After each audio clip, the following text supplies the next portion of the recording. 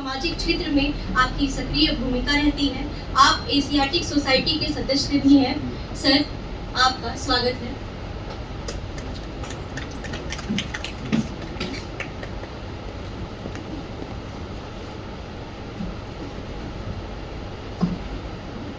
सभी को शुभ संध्या।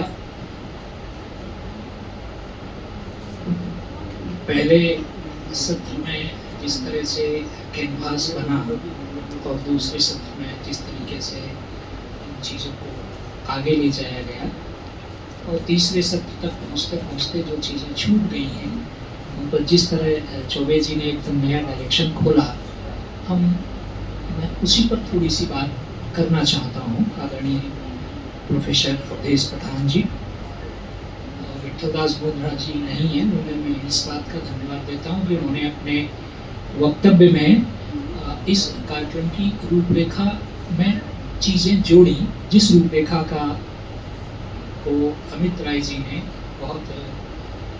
जब इसकी रूपरेखा बन रही थी तो बहुत डरते डरते बात हो रही थी, पता नहीं ये चीज़ें लोग किस तरीके से ले पाएंगे। लेकिन पहले सत्र में उन्होंने जिस तरीके से विकास की बात कही, जिस तरीके से बोधरा जी ने साइंस और संस्कृति को जोड़ा और अंबिका दत्त जी ने जो कैनवास और जिस तरीके से, मुझे तो लग रहा था कि ये शायद इसी सत्र में बहुत सारी परिभाषाएं कहेंगे, हम लोग हतूत साहित्य सुनते रहे हैं, एक नए तरीके के शब्द गढ़े। और बहुत अच्छी बात ये रही कि जिस बात को हम लोग डर रहे थे कि बहुत अभी तो बच्चे कम है, लेकिन उस समय वहाँ तक भरे हुए थे और दर्शन का जो फॉर्मेट है बड़ी अंग्रेजी में पढ़ी जाती है, बड़ा कठिन है।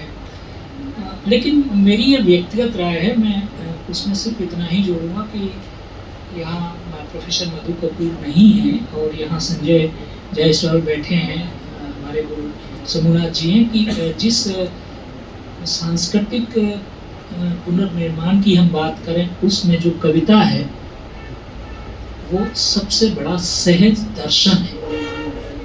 मेरी बराबर मधु कपूर से बहस होती रही है कि कविता बड़ी है कि भगवान बड़ा है कि दर्शन बड़ा है, और कुल मिलाकर यही समझ में आया कि बरसत कंबल भींजत पानी। वहाँ बैठे हुए जब चौबे जी यहाँ से बोल रहे थे तो मेरे दिमाग में आ रहा था कि बरसत कंबल भींजत पानी, यानी कविता सबसे बड़ा दर्शन है। और कविता बहुत सहज है, क्योंकि कविता लालन फकीर भी लिखते हैं, कबीर भी लिखते हैं। हिंदी की जो इतर भाषाएं हैं, बोलियां हैं, जो ईसुरी लिखते हैं, कहें ईसुरी भाग, वो दर्शन है। और वही दर्शन बहुत सहज तरीके से, जब हर आदमी संस्कृत नहीं समझ रहा हो, जब उसको 10 टेंस समझ में नहीं आते हों, 3 लिंग समझ में नहीं आते हों, उस समय उसको हर बोली में, भाषा में वो चीज़ें समझ में आती हैं जो बोलियों में, कविताओं में भारतीय दर्शन को ले जाती है। भारतीय दर्शन ही है ना कि जहाँ कोई ये नहीं कहता कि अपने बाप को उठ के मारो, कोई कविता, कोई गीत, कोई श्लोक नहीं। और बीच में तमाम जिनकी हमने बात कही कि हमने 700 साल एक पीरियड झेला, 200 साल एक पीरियड झेला, उसके बावजूद भी हमारी जो संस्कृति है उसमें कहीं पर भी कोई घटती नहीं आई है। मैं और कुछ एक नाम बिना लिए आगे नहीं बढ़ना चाहता, जिसमें कि पहले सत्र की जिन्होंने संचालन किया, अमरेंद्र कुमार शर्मा जी, अंबिका दत्त जी की मैंने बात की, और बार बार एक नाम आ रहा है और मैं उन्हें जगाना चाहता हूँ, हनुमान प्रसाद शुक्ल जी, जिनकी छाया करीब करीब हर सत्र में मौजूद है। अभी चौबे जी ने 2-3 बार जिक्र भी किया, और इसके पहले वाले सत्र में यहाँ जो मौजूद हैं उनके नाम भी मैं लेना ही चाहूँगा। पालीवाल जी अभी गए हैं, मधु कपूर जी हैं, लक्ष्मण केडिया जी यहाँ बैठे हैं। इसके पहले वाले सत्र में आशुतोष व्यास जी बोल के गए हैं। सबसे कठोर नई शब्द प्रयोग करूँगा, जो संचालक एकदम गिने हुए शब्द बोल रहे, और नेक्स्ट शब्द कौन सा बोल रहे हैं, राकेश मिश्र जी को मैं धन्यवाद भी देता हूँ कि हम लोग इनसे सीखें कि संचालन किस तरीके से किया जाता है। नहीं तो सोते हुए आधे सोए खाने के बाद में विद इन द टाइम में ये सत्र उन्होंने समाप्त किया, इसके लिए मैं उनको धन्यवाद देता हूँ। और यहाँ आता हूँ कि इस सत्र की अध्यक्षता कर रहे आलोक टंडन जी, चौबे जी और संजय जायसवाल जी, और संचालन कर रही एकता हेला। और मैं 2-3 नाम बिना बोले आगे नहीं बढ़ूँगा, जिसमें प्रोफेसर कुंद शर्मा का मुझे पहले नाम लेना था, जिनकी छत्रछाया में आजकल हमारे बंगाल में एक कहावत है कि जिस कार्यक्रम में जाएंगे तो वो ये कार्यक्रम हम जिनकी प्रेरणा से अनुप्रेरणा से कर रहे हैं, वो कुमुद शर्मा जी, गोपाल कृष्ण ठाकुर जी, और यहाँ जो अभी द्विवेदी जी मुझे दिखाई दिए, बड़े प्रोग्राम्स में रहते हैं और जिनके मैं नाम नहीं ले पाया हूँ, उनका क्षमा याचना करते हुए, लेकिन चित्रा माली जी का नाम मैं ज़रूर लूँगा और उस पर अपनी बात पर आऊँगा। असल में प्रथम सत्र में 2-3 शब्द मुझे समझ में आए। एक था अभिकथन, यानी वह नेता जो अपने बारे में कुछ नहीं कहता, अपनी प्रशंसा नहीं करता, अपने बारे में ज़्यादा बात नहीं करता, वो और सनातन धर्म की वह चीज जो इसको सनातन बनाती है। हम कहते हैं कि उनमें 64 कलाएं थी, कलाओं के को हम अगर विद्याओं में भी बदल देते हैं तो वो विद्याएं हैं जो साइंस के साथ हैं, अमूर्त हैं, फिलोसॉफिकल है, और ये सारी चीज़ें हैं। तो उस हिसाब से ये सनातन धर्म की चीज़ों को सनातन बनाते हैं और ये बताते हैं कि हम इसलिए विश्व गुरु हैं।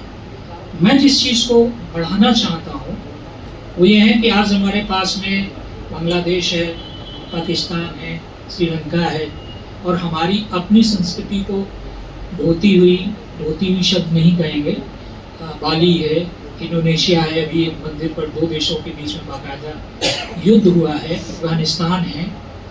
अगर हम ये मानकर चलते हैं कि एक भौगोलिक सीमा अगर मान लेते हैं तो हम वाइकिंग्स से लेकर के, रोमन से लेकर के अपने देश तक आते हैं, या ये मान करके चलते हैं कि आज से 2550 साल पहले, 2525 साल पहले या 10,000 साल पहले दुनिया का जो भी ढांचा रहा होगा, दुनिया में जो भी सभ्यताएं रही होंगी, हम जरूर थे। और अगर हम जरूर थे तो हम थोड़ा सा अगर कंपैरिजन करें ये कहते हुए कि यूनान, मिस्र, रोमा सब मिट गए जहाँ से कुछ बात है कि हस्ती मिटती नहीं हमारी।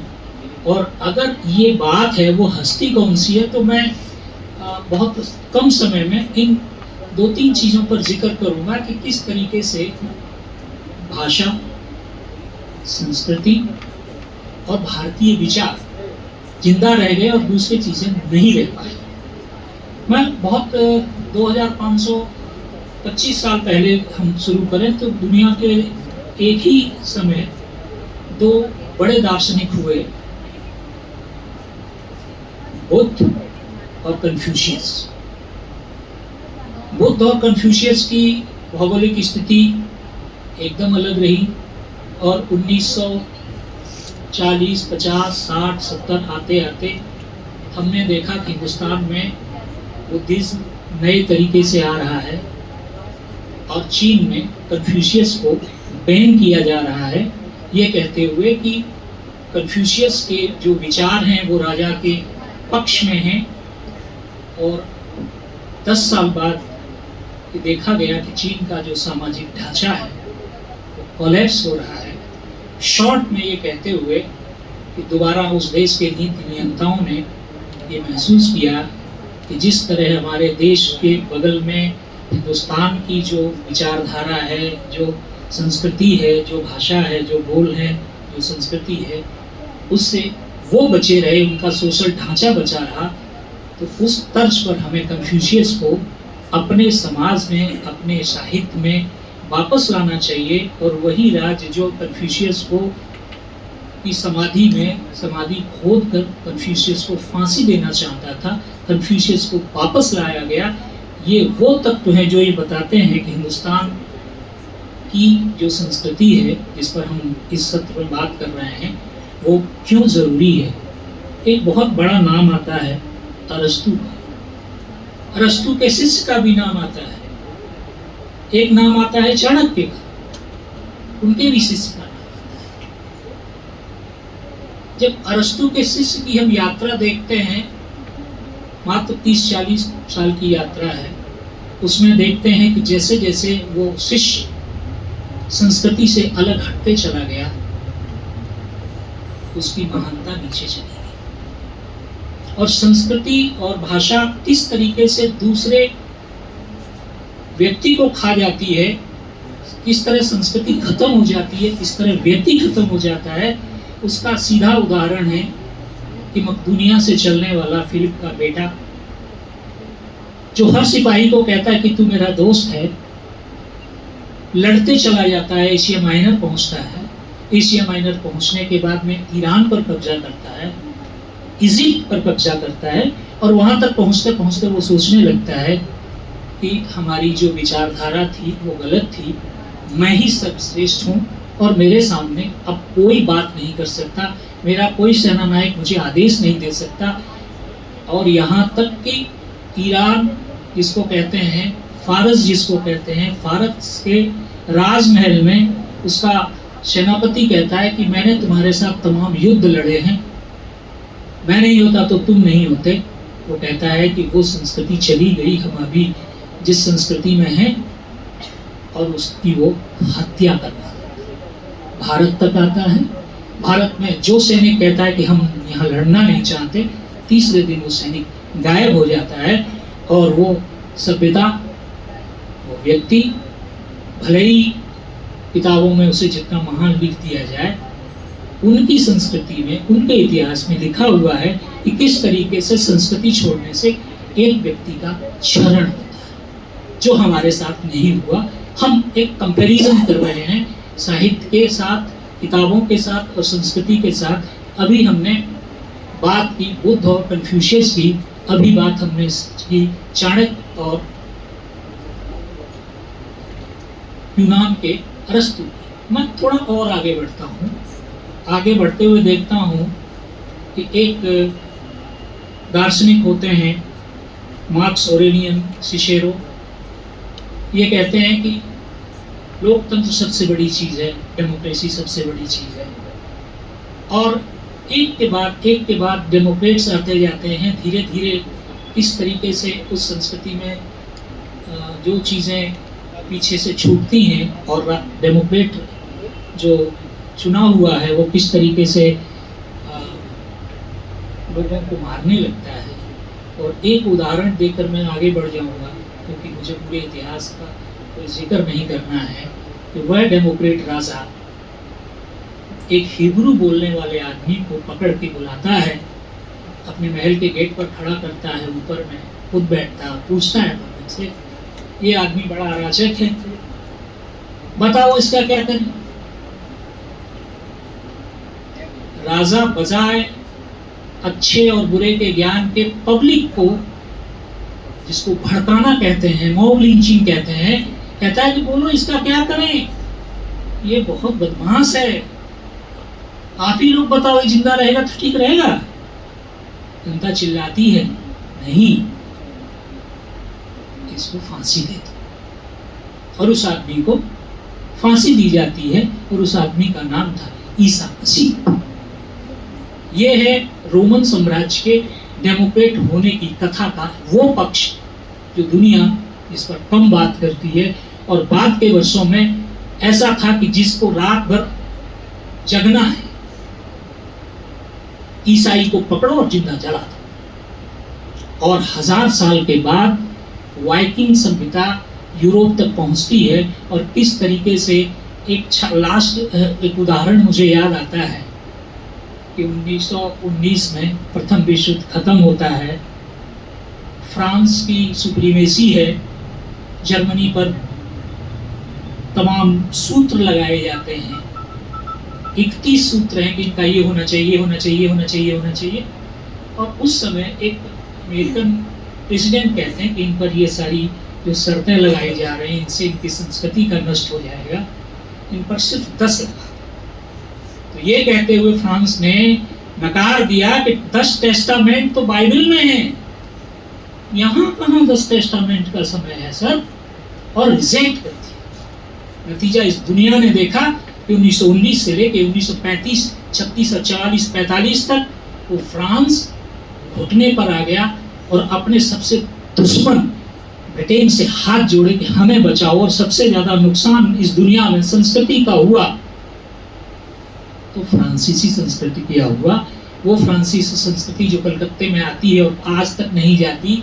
जब यहाँ दुर्गा पूजा मनाते हैं तो यहाँ से चंदन नगर में जगधाती पूजा होती है और गवर्नमेंट इसमें स्पॉन्सर करती है, फ्रेंच गवर्नमेंट। मेरा ये कहने का, और उसके 35, 36, 44 की तो और भी घटना विचित्र है।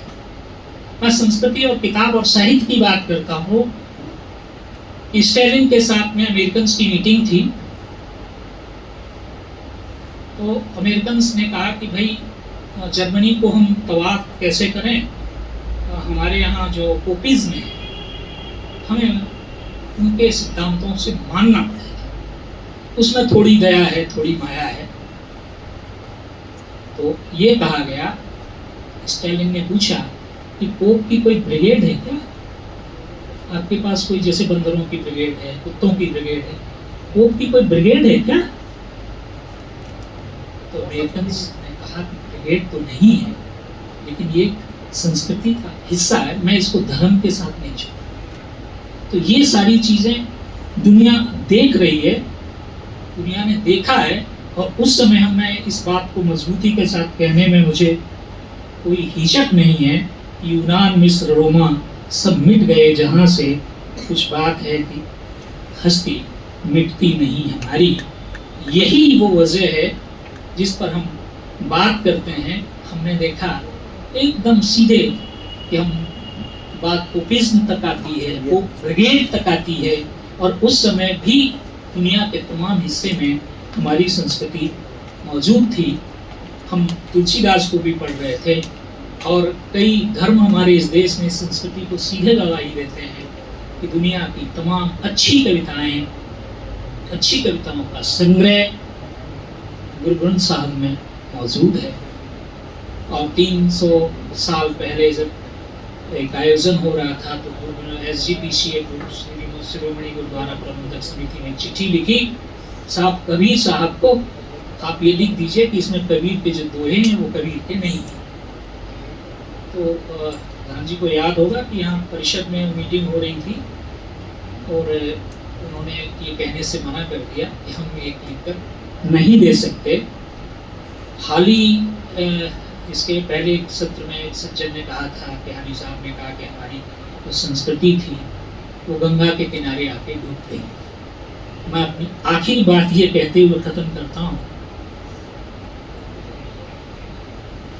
कि सभ्यता और संस्कृति हमेशा अपने तरीके से चलते हैं, किसी दबाव को नहीं मानते। इसलिए नहीं मानते कि 1453 में तुर्कों ने कुस्तुनतुनिया पर कब्जा कर लिया और 300 साल तक हागिया सूफिया को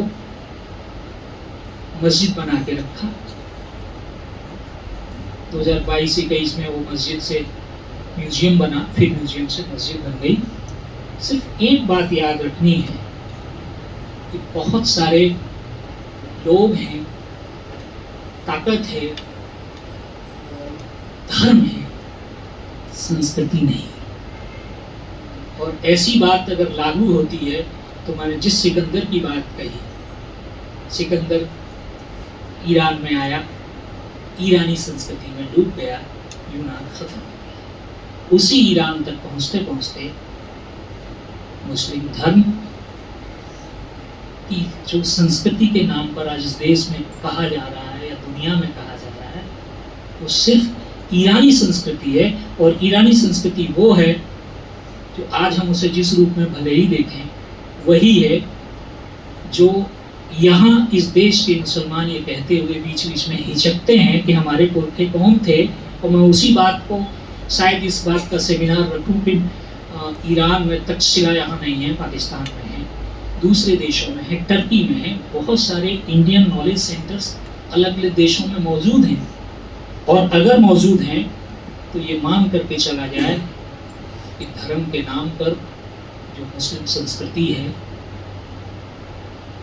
वो ये कहती है कि हम पीछे को चीज़ों को नकार दें, आत्मा को नकार दें। जो आत्मा की बात करे, लालन फकीर कहते थे कि भाई खांचा भीतरे और चिन पाखी क्या मुनासिब है, माने इस शरीर के भीतर में कोई पिंजड़ा है जिसमें कोई आत्मा आती और जाती है। सिर्फ इस बात को कहने के लिए लालन फकीर को हर साल पिटना पड़ता था और 2-4 शिष्य उनके जान धोखे रखते थे, क्योंकि मुस्लिम धर्म में ये नहीं है कि आत्मा का कंसेप्ट है। लेकिन ईरान की संस्कृति में आज भी ईरानी संस्कृति अपने इजराइल के गुरु को, जराथुस्ट्र को पूजते हैं, मानते हैं, नाटक करते हैं, नाटक में नाटक पढ़ाए जाते हैं। तो संस्कृति किसी भी चीज़ से, धर्म से बहुत ऊपर है। नहीं तो रिचर्ड गेरे जैसे हॉलीवुड के कलाकार बुद्धिस्ट नहीं होते, और तमाम ऑपरेशन के बावजूद, तमाम दबाव के बावजूद दलाई लामा 90 साल में दलाई लामा नहीं होते। ये वो संस्कृति है जो हमारे देश से प्रभावित है और हम इसका जय जयकार करते हैं। आज तो कर ही रहे हैं, कल सुबह से हम लोग फिर जुटेंगे। मैं सच में कोई वक्ता नहीं हूँ और मैंने इधर उधर से पता लगाया कि भाई बोलना किस पे है, तो ये भी सारी तैयारी आप ये मान के चलो कि 24 घंटे से कम की है। लेकिन ये कुछ चीज़ें हैं जो मुझे लगा कि बहुत विद्वान श्रोताओं को साझी की जानी चाहिए। जहाँ कृपाशंकर चौबे बैठे हों, इनको हम लोग शहर में कहते हैं, इनकी मेमोरी इतनी शार्प है। हालांकि मैं चौबे जी की बहुत आलोचना करता हूँ, पीछे सब देते हैं तो हम भी देते हैं।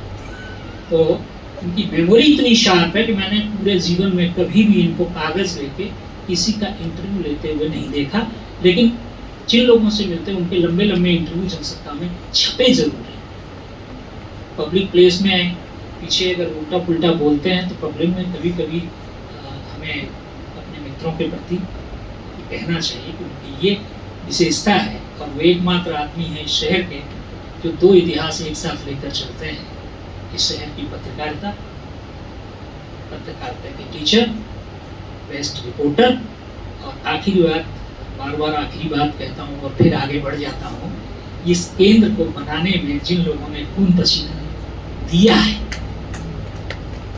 मैं तो मानता ही हूँ अपने को, लेकिन मुझसे आगे चौबे जी हैं, ताकि हम लोग आज यहाँ ये अंतर्राष्ट्रीय विश्वविद्यालय वर्धा का यहाँ केंद्र है और हम लोग आ रहे हैं, नए हैं। और मैं भी आज बोल रहा हूँ, पिछले बार भी सत्र हुआ था, तो मैं ये कहते हुए अगर किसी की कोई बात छूट गई हो या किसी को कोई ऐसा तथ्य मैंने बोला हो जो उन्होंने नहीं पढ़ा हो, तो उसको एक बार दरियाफ्त कर लें, पता कर लें, और ऐसे मौक़ों पर आप जब भी याद करेंगे हम सुनने जरूर आएंगे।